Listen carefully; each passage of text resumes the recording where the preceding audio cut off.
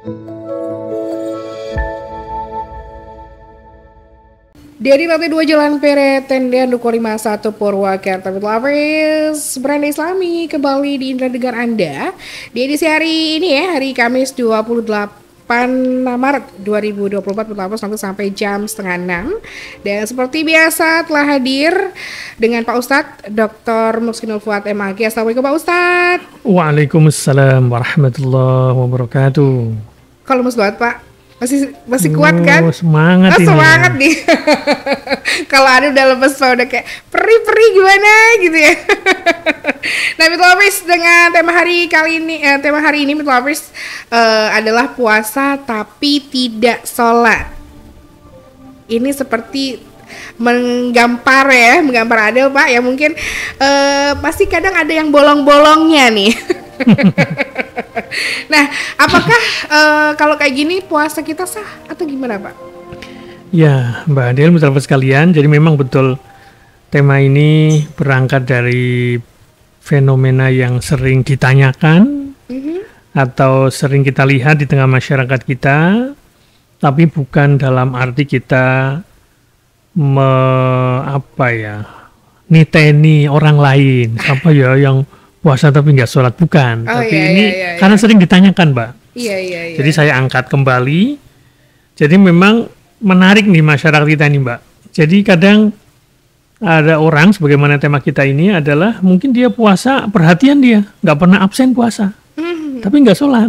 Nah, karena misalnya gini, saya kemarin iseng itu lihat-lihat scrolling di mana ya, kalau nggak salah di YouTube atau di TikTok ya. Jadi ada pasangan artis nih beda agama.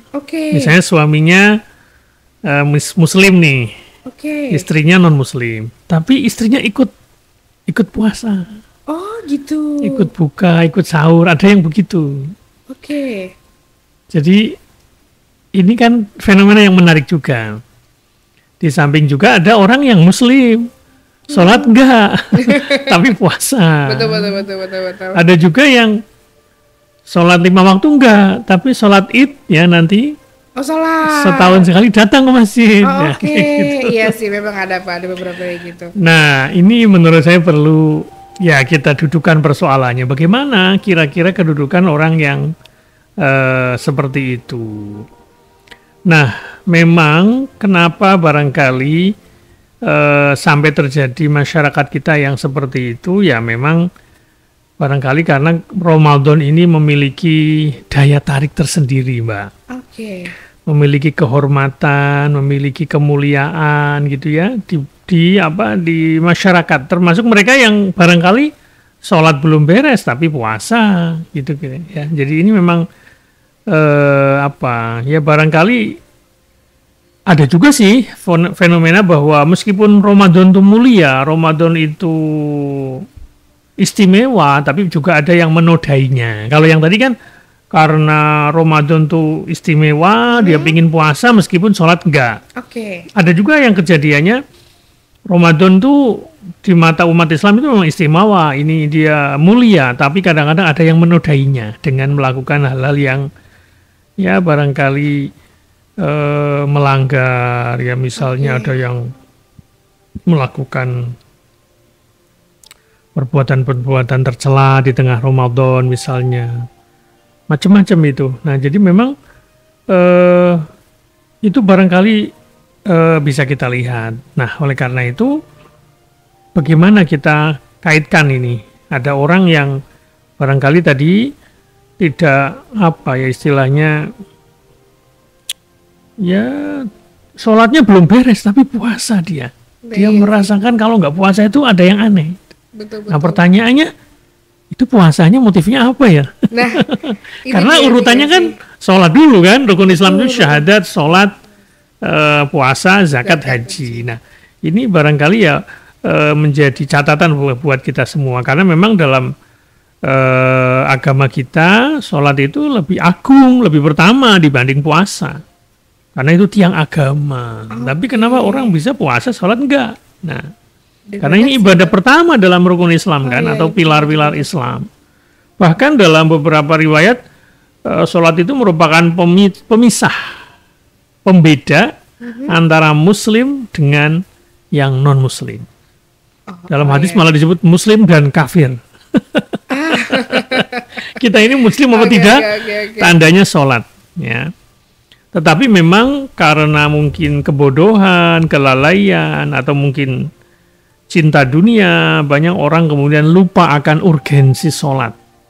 Dan bagaimana kedudukan sholat dalam Islam. Sehingga kita mendapatkan sebagian mereka ya menghabiskan umurnya tapi tidak pernah sujud dan ruku kepada Allah. Kalau dalam bahasa Banyumas itu tidak jedot. Oh. Jedot itu artinya tidur. Tidurin gitu ya. Nah, ini perlu menjadi perhatian buat kita semua. Nah, kemudian di Ramadan ini kita sering tadi menghadapi pertanyaan yang sering diulang-ulang, bagaimana hukum orang yang puasa namun tidak ngerjain sholat. Itu yang menjadi tema kita ini. Betul. Nah, memang kalau kita mengutip pendapat para ulama, memang ada dua pendapat. Yang pertama, kalau kita mengikuti ulama yang menyatakan bahwa orang yang meninggalkan sholat itu kafir. Karena tadi kan ada hadis yang mengatakan bahwa pembeda antara orang kafir dan orang muslim itu adalah sholat. Nah, secara tekstual begitu dalam hadisnya. Nah, itu juga memang disampaikan dalam beberapa sumber, misalnya yang saya kutip itu dari kitabnya Yusuf Qaradawi namanya Fiqhus Siyam judulnya ya. Di situ diriwayatkan bahwa ada sejumlah sahabat dan ahli fikih, misalnya ulama yang bernama Ahmad bin Hambal ya. Kemudian ada Ishaq bin Rohawai ya. Dan lain-lainnya itu punya fatwa bahwa memang puasanya nggak sah. Karena mengikuti pendapat tadi bahwa orang yang tidak sholat itu tidak beriman. Kira-kira begitu. Jadi puasanya batal. Ya, karena dia orang yang meninggalkan sholat. Sementara kalau dalam teks hadis itu orang meninggalkan sholat itu kafir. Maka puasanya nggak diterima. Orang puasanya nggak terima. Lah makanya kita kutip satu pendapat ini. Betul. Nanti ada pendapat kedua. Waduh. Ini menarik sekali. Nah makanya puasanya orang kafir itu nggak diterima. Itu kalau menurut pendapat ini. Oh oke. Nah cuma apalagi kita di Indonesia ini kita perlu melihat apakah ada pendapat lain. Nah ini mari kita lihat. Kelihatannya banyak yang suka yang kedua ini. Terutama bagi mereka yang puasa tapi nggak sholat. Nah, pendapat yang kedua itu adalah pandangan jumhur ahli fikih dan ya sebagian besar ulama dari kalangan salaf dan kalangan kholaf. Salaf itu ulama zaman dulu dan ulama zaman sekarang. Okay. Bahwa orang yang meninggalkan sholat itu adalah fasik, bukan kafir. Oh, fasik. Ya, fasik. Intinya statusnya dia berdosa. Oke. Dan argumentasi berikutnya, Allah tidak pernah menyia-nyiakan amal orang yang beramal. Tidak pernah menzolimi. Meskipun kebaikan atau amal itu seberat atom bahasa kita, atau seberat biji sawi dalam bahasa Al-Quran namanya zarrah. Mungkin Adel pernah dengar ada ayat yang bunyinya di surat Az-Zalzalah. A'udzubillahi minasyaitonirrajim. Faman ya'mal mithqala dzarratin khairan yarah wa may ya'mal mithqala dzarratin syarran yarah. Jadi barang siapa berbuat kebaikan meskipun hanya sebiji biji sawi atau atom ya, ia akan melihatnya, dan barang siapa berbuat kebaikan meskipun sebiji atom itu, ia akan melihatnya. Surat Az-Zalzalah ayat 7-8. Nah, dari beberapa argumentasi ini kemudian memang para ulama berpendapat bahwa orang yang meninggalkan sholat itu memang mendapatkan sanksi karena memang dia meninggalkan sholat ya, dan ia mendapatkan pahala karena puasa. Jadi pendapat yang kedua ini kelihatannya lebih ringan nih. Gitu. Ya tetap dapat kebaikan meskipun dia nggak sholat tapi dia mau puasa. Cuma memang yang perlu dipertanyakan, motivasi puasanya buat apa? Apa karena tadi menemani pasangannya? Atau lagi puasa zaman sekarang tuh katanya buat ngurusin barang juga Nah, katanya. diet Ada misalnya. betul, ada diet gitu kan. Kalau kayak gitu gimana ya? Ya, wallahu a'lam. Amal, ya. Tapi kalau memang dia benar-benar kepingin puasa, meskipun tadi memang motivasinya masih dipertanyakan. Kalau motivasinya agama, kenapa dia ninggalin sholat? Oh iya, betul Nah, lagi. itu barangkali itu yang perlu kita kritisi ya. Oh iya betul Bapak. Ya, jadi kalau dia meninggalkan kewajiban otomatis dapat sanksi ya. Tetapi kata pendapat yang kedua ini itu tidak menghilangkan ganjaran tadi dia menunaikan puasa meskipun dia nggak sholat gitu ya.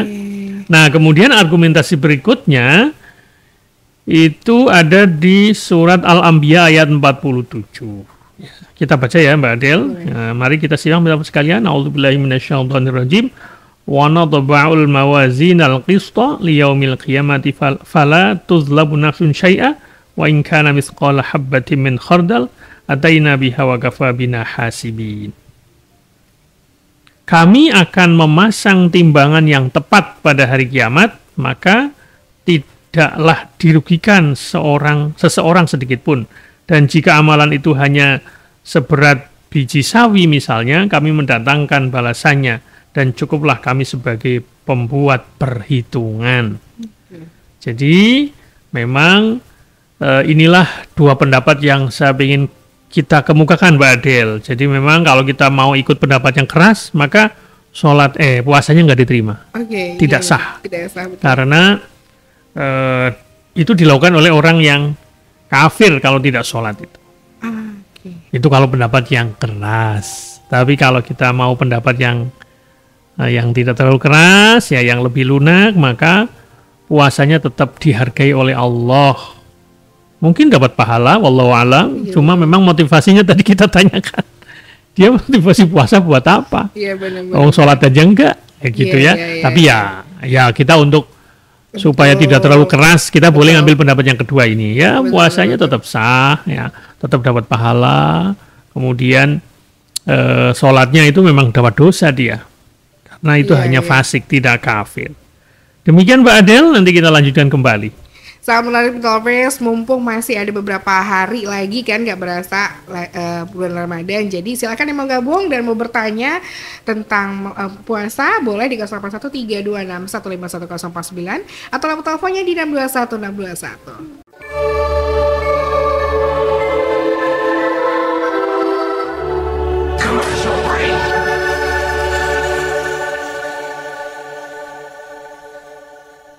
Dari lantai 2 Jalan PR Tendian 251 Purwakarta Mitlaves masih di Beranda Islami dan masih dengan tema puasa tapi tidak sholat. Ini sangat menarik karena memang pasti banyak banget sih Pak, masih banyak yang ngerasa kalau sholat itu tuh masih bolong-bolong. Adel pun juga merasakannya. Nah, ada juga pertanyaan nih Pak yang masuk ke WhatsApp seperti Mbak Nani. Selamat sore Pak, saya Nani dari Rejasari mau bertanya apakah ada doa agar tidak malas sholat?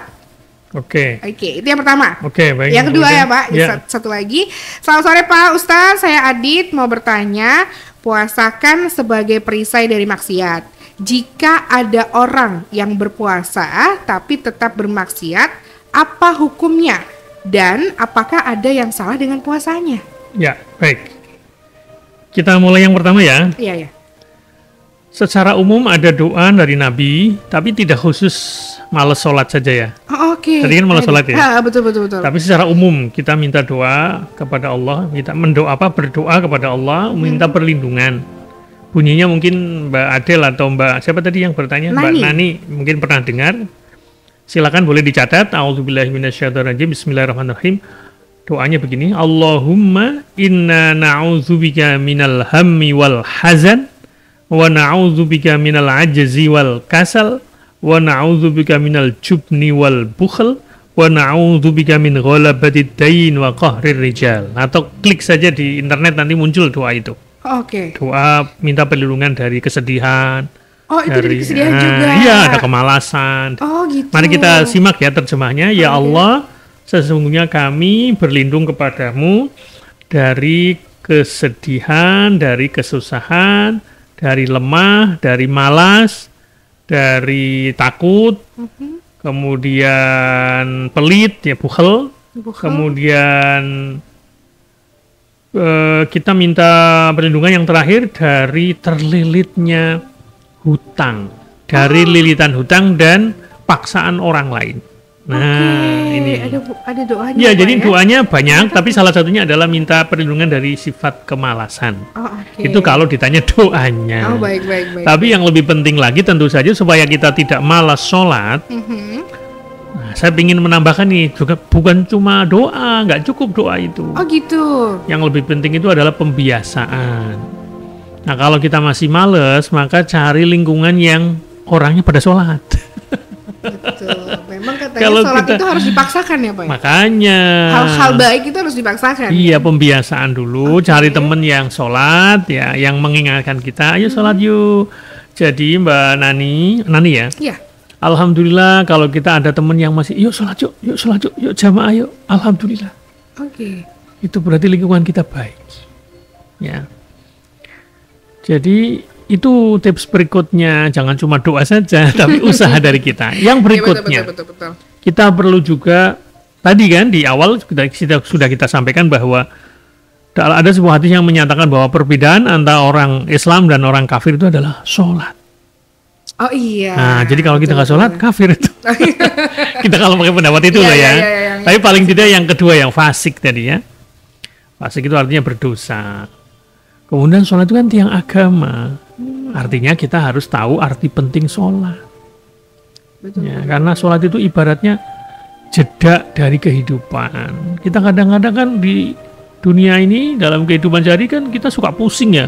Banyak pekerjaan, banyak masalah. Nah, daripada masalah menumpuk, yuk kita sholat. Dijeda dulu. Karena itu akan menyehatkan tubuh kita. Betul. Karena kita mengambil jarak dari keseharian, kita sempatkan waktu sholat. Nah, kira-kira begitu. Jadi yang lebih penting itu adalah untuk apa kita sholat. Kenapa kita perlu sholat? Itu yang harus dipikirkan supaya nanti kita tidak males sholat. Nah, kemudian yang kedua, puasa tapi masih melakukan perbuatan dosa. Iya, Padahal katanya puasa itu kan perisai. Iya betul Pak. Ya memang itu kan tujuan disyariatkannya puasa itu supaya kita bertakwa kan. Oke. Kita bertakwa, kita semakin takut kepada Allah dan selalu menjalankan perintahnya dan meninggalkan larangannya. Tapi kok puasa-puasa kok masih melakukan, ya itu jangan kemudian kita anggap puasanya sia-sia. Memang betul sia-sia, cuman jangan kemudian itu menjadi alasan untuk meninggalkan puasa. Oh, oke. Jadi itu jawabannya puasanya berarti belum sempurna. Belum puasa yang sesungguhnya. Masih puasa sekedar lapar, menahan lapar dan haus dan hal yang lain membatalkan dari subuh atau dari imsak sampai maghrib. Sah puasanya, tapi ya kalau dia masih melakukan perbuatan dosa ya itu membatalkan pahalanya, mengurangi arti puasanya atau makna dari puasanya. Itu jawaban yang kayaknya paling tepat itu seperti itu. Betul. Sudah ya, Mbak? Sudah Pak. Nah, kita lanjutkan teman-teman sekalian. Terus pertanyaan berikutnya, kalau ada orang tadi puasa tapi nggak sholat, bagaimana caranya? Cara kita menyikapinya. Atau ada orang nggak sholat tapi sholat id. Sholat 5 waktu enggak, tapi sholat id datang ke masjid betul. itu. Ikut lebaran, padahal dia nggak sholat. Betul. Nah, sikap yang terbaik kita itu adalah begini. Jadi kita lihat dari sisi pendidikan, dari sisi dakwah. Daripada kita mengatakan kepada orang yang tadi puasa tapi nggak sholat, kamu mah puasa puasamu sama itu nggak ada artinya, kira-kira begitu. Sama saja, kira-kira begitu, karena nggak akan dapat pahala puasa karena kamu nggak sholat. Betul. Kalau kita milih seperti itu, kira-kira orang yang dikatain begitu kita bagaimana, Mbak? Jadi males untuk puasa dan sholat dong Pak. Makin malesnya kan. Malah nanti dia tambah jauh, malah sudah coba puasa meskipun dia belum sholat, malah dikatain begitu, malah jangan-jangan terus dia ninggalin puasa juga lagi kan? Betul. Sholat ditinggal, puasa ditinggal, wah itu kan sayang ini. Maka kalau kita bersikap keras seperti itu kurang bijaksana karena akan memutus harapan orang untuk dekat dengan agama, yaitu dengan dengan menjalankan kewajiban ibadah. Nah, dia sudah mulai dengan puasanya kan? Semoga kita berharap nanti juga kita dia bisa melanjutkan menyempurnakan dirinya dengan sholat. Kita pelan-pelan. Kamu tahu nggak? Ya, kalau dia muslim ya. Kamu tahu nggak? Sholat itu tiang agama. Bahkan ada hadis yang mengatakan bahwa perbuatan yang pertama dihisab itu adalah sholat. Oh, sholat. Iya, sholat dulu. Bukan puasa dulu. Oh, oke. Ya. Sayang, kamu udah puasa, masa nggak sholat? Nah, kira-kira gitu. Itu lebih bagus begitu. Jangan kemudian kita mengambil opsi yang pertama. Betul, langsung judge Mas, gitu ya. nggak ada gunanya kamu puasa. Kamu nggak sholat, Betul. kafir kamu. Iya. Tadi yang Lebih-lebih lagi, kita Pak. yang bilang kafir itu kan untuk menyampaikan ini adalah argumentasinya dari para ulama, ya kan. Tapi Betul. ketika untuk kepentingan dakwah, ya kita jangan bilang kafir kamu nggak sholat, nah gitu. Pelan-pelan kita sampaikan, ya. Kalau misalnya ada juga kejadian teman kita ini non muslim, ya non muslim otomatis nggak sholat, Iya, betul. tapi dia pingin Merasakan. puasa, pengen ikut rebutan takjil kemarin ya, Betul, iya, yang lagi- viral kemarin. Lagi viral, Pak. Nah, Lagi itu banyak. jangan dilarang, jangan dikomentari negatif. Kita malah harus bersyukur. Siapa tahu dengan merasakan indahnya Ramadan, dengan ikut puasa, ikut berburu takjil, dia kedepannya bisa masuk Islam. Iya, betul, Itulah sikap yang terindah bagi kita sebagai seorang Muslim, karena itu kepentingannya adalah dakwah. Karena orang tidak melihat Quran, tidak melihat hadis, tidak melihat kitab, tapi yang mereka lihat dari orang non Muslim itu adalah kita sebagai Muslimnya. Kan mereka nggak baca Quran. Iya. Yang mereka lihat dari Islam perilaku kita sebagai Muslim. Jadi kalau mereka kok begitu mau berburu takjil, bahkan mungkin ada yang pakai jilbab, ada yang ikut puasa, ya kita persilakan saja. Ya, cuman pelan-pelan kita ajak, ya semoga itu jalan hidayah bagi dia menjadi seorang Muslim. Begitu Mbak Adel, nanti kita lanjutkan kembali. Oke, buat lovers yang mau gabung, mau bertanya tentang masalah puasa, ya silakan gabung di 011326151049 di lewat WhatsApp atau lewat teleponnya di 621621.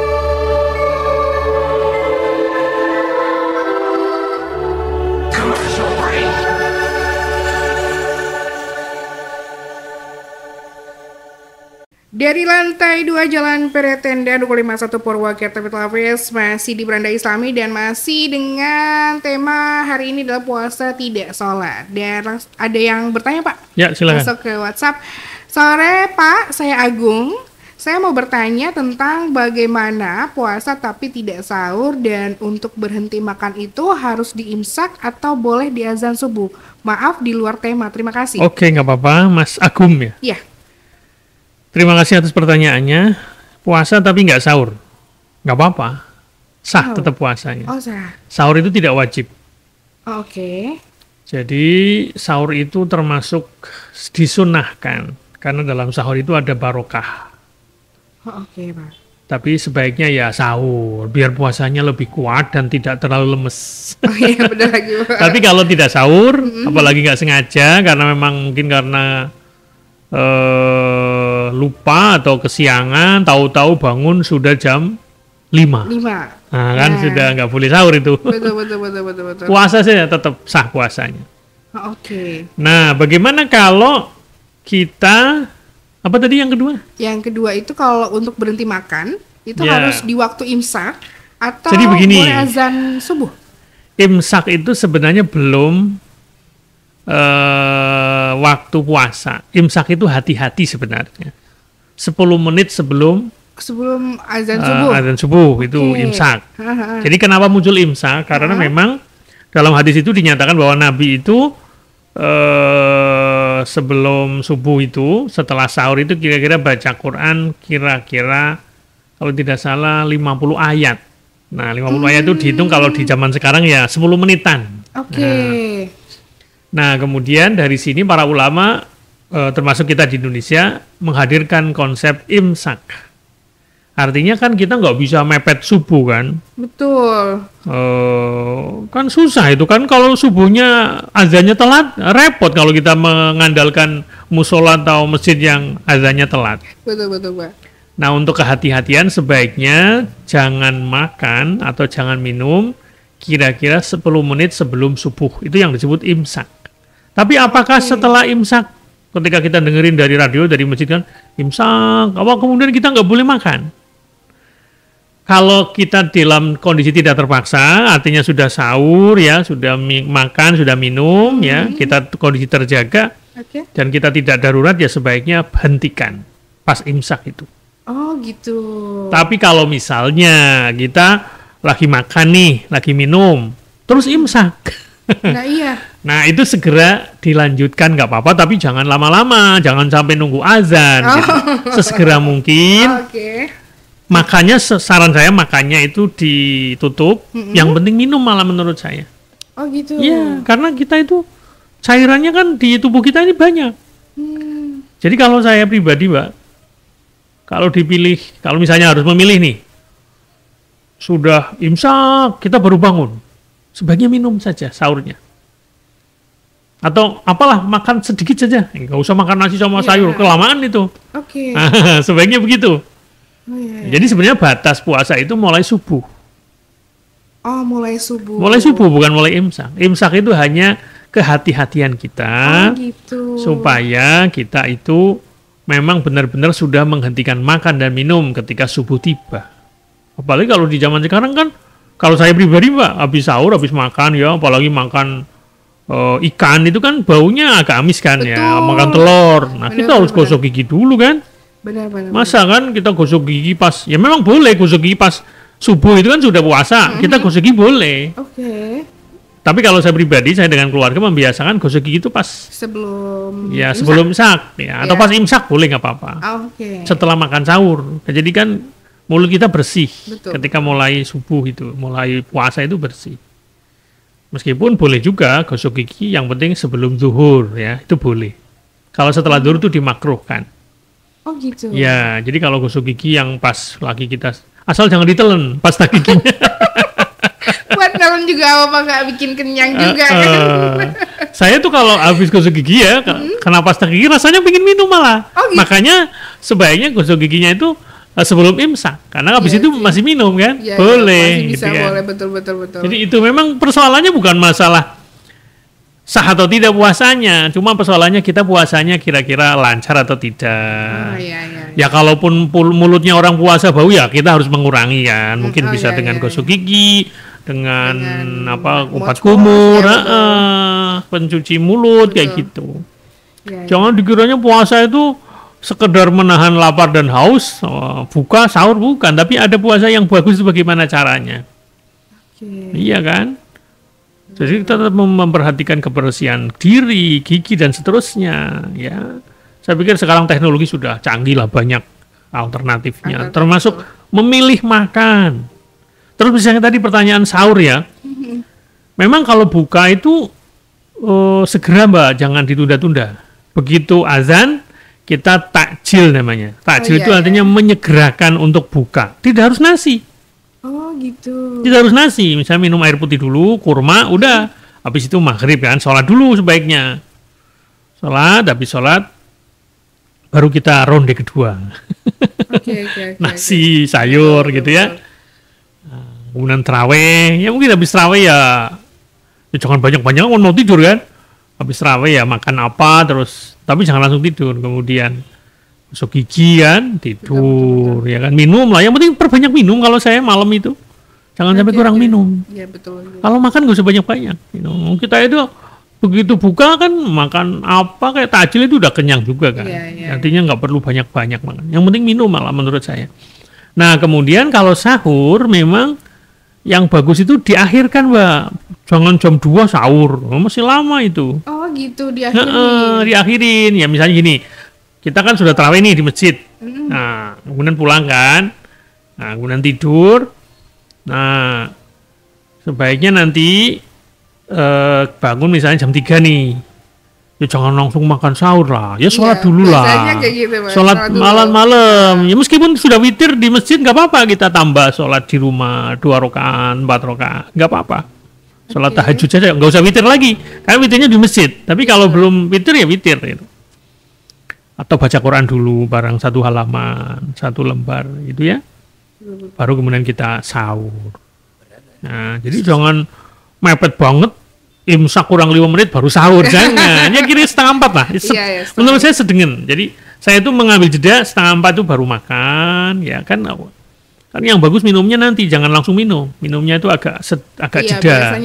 Makan dulu, kemudian minum. Ya kira-kira minumnya kan bisa tidak terlalu sedikit, kan. Bisa 2 gelas misalnya pas sahur misalnya. Maka cari jeda itu. Kalau sahurnya mepet ya susah nanti minumnya, apalagi makan. Kalau sudah makannya banyak, minumnya sedikit kan? Iya, betul. Maka sebaiknya makannya jangan terlalu banyak supaya nanti minumnya lebih banyak. Dan ada jedanya. Jangan pas lagi makan minum, jangan. Selesaikan makan dulu. Kan perlu jeda nih 10 menit, kalau bisa 30 menit ya. Tapi kalau karena udah mepet imsak ya jangan 30 menit ya. Misalnya 15 menit baru minum. Gosok gigi, terus minum lagi, imsak. Nah, kan enak puasa begitu tuh. Jangan mepet-mepet, apalagi sampai nggak sahur, itu kurang berkah. Sebaiknya sahur, karena dalam sahur itu ada berkahnya. Disunahkan untuk sahur dan mengakhirkan sahur, bukan mengawali. Bukan mengawalkan sahur. Begitu, Mbak, jawaban dari saya. Oke, siap.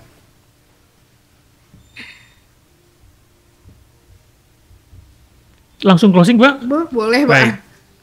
Kok diam saja ini? jadi ini karena sudah jauh juga.